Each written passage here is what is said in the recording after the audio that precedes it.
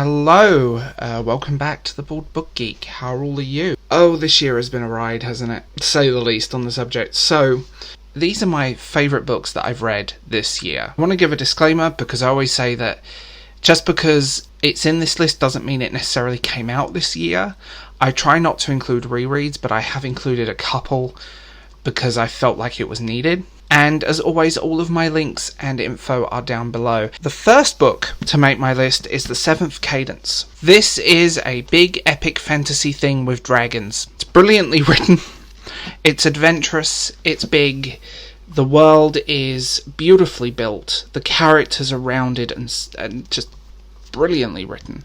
I'm not going to use the word stunning because stunning is like the basic booktuber word of the year. Like, ew. Just a brilliant big epic fantasy, and if you really want to read a good fantasy, check it out. I also want to give kudos to the artist and illustrator because it's an absolutely beautiful book with just, and I mean, this was his debut, so this is like epic new voice in fantasy. It's brilliantly written and definitely one that I will wholeheartedly tell you to go out and buy today. So another fantasy, actually, The Five Queendoms, Scorpion. So this was an interesting one. This is a proof. This was sent to me by Titan. And it's a really good book. I wasn't expecting to like it. I really enjoyed this. And you kind of have this ancient world, prophecies, the queendoms, the how can I describe it? I'm trying to do it so spoiler free so you don't know anything about it and you go out and read the book for yourself. All I'm going to say, if you want a good intro to fantasy, do check this one out. This was definitely a favourite of the year. J. Kristoff, Empire of the Vampire. This is actually my favourite fantasy. I think it's the best fantasy novel I've read this year out of everything. And typical J. Kristoff writing, he's not scared to go to the dark place. Beautiful book. Although his publisher's cheap out, this is not a proper hardback. And the illustrations within the book are printed onto book pages. So it smells cheap, it looks cheap, it is cheap. But it's a great book. And I did find it funny that all the YA people jumped on all the editions and the collector's versions of this book. But there's been almost no reviews. Like, YA people don't read adult fantasy. And this is a brilliant adult fantasy. This is violent and dark and just stunning. And I'm using the basic booktuber word because it's actually applicable to this novel. The characters are great, the world building is fantastic, and just seeing this sort of fantasy world after the vampires have taken over has been a fun thing. True Crime Story by Joseph Knox. I love this guy. Now he's a brilliant British crime writer, but this book frames the story slightly differently. This is written in a form of interviews, of takes, of personal letters, diaries, emails. It's a crime novel with a difference, and I'm not going to give away too much about it other than if you want a good crime novel, do check this out. I will say this though, I do prefer the American cover, but this is an absolutely brilliant book, and definitely up there on the list of great crime novels. And do check out his other works. I mean, my god, the man's good. So now we're venturing into the past to reread. Parasites Eve.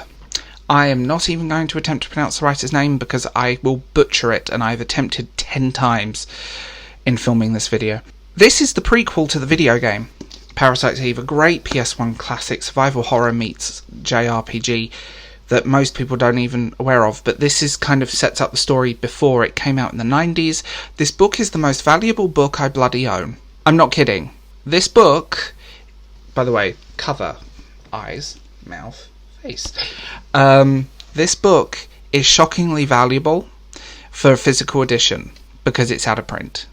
Like hundreds of pounds. I think the cheapest I've seen a edition of this is for like 80 or 90 quid. So, but it is readily available as an ebook, so I will give you that advice. And unlike J. Kristoff's novel, this is a proper hardback. So, yay. Okay, so this is a cheat. This is a cheat. The Weight of This World, and I'm using this as demonstration for David Joy, but all of his books. I've talked about him on my channel.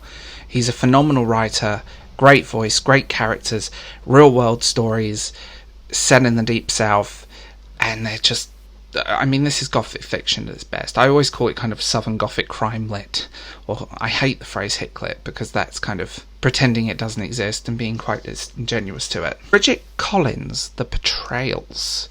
Now, I loved her first book, The Binding. It was stunning. It was, yes, I'm using that word, I'm sorry. This is more of the same. Her great writing, great characters, a little bit of magical realism, enjoyable first-person narrative, enjoyable characters, and definitely one to pick up, and definitely one, if you want to read her work, because she is good. The Saboteur. Now, I talked about this in another video. Great crime novel, great thriller, military fiction, military crime, whatever you want to call it. This is good. Bomb threats, terrorism, London. It's just good. It's a good, fast read, and I definitely put it on that list of like great novels of the year, so do check that one out. The Sun. Now, I love a good western. I do. I really do. I love westerns. And this is a beautiful, epic family drama set across a few generations. Fantastic read. It's a little slow in place, but you know what? Once you're into that story, you're going to be into that story. That's why I made this list. That story is fantastic. Kyber Station. This guy is a friend, but he is a phenomenal writer. And this is probably, I've read a lot of his books, but this like series, the 3 of these are like my favourite, and they've made that list of books of the year. There's a link to this book if you're interested in buying it. At the moment, it's exclusive to Kindle, but it is available. You can get it in paperback or ebooks, so exclusive to Amazon at this moment in time. But do check it out. His work is phenomenal. To the Lake. Oh, this is good. Flu pandemic, people dying, Russia having to go across country, and a wooden toothbrush. If you see my other video, the unboxing of this, you'll get it.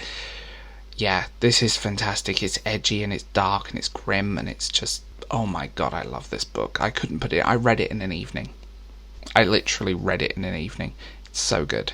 So I will talk to you guys later. All of my links and my info are down below. Like, subscribe for more, and I tend to do videos twice a week, so hopefully you guys will stay around for more. See you later, guys.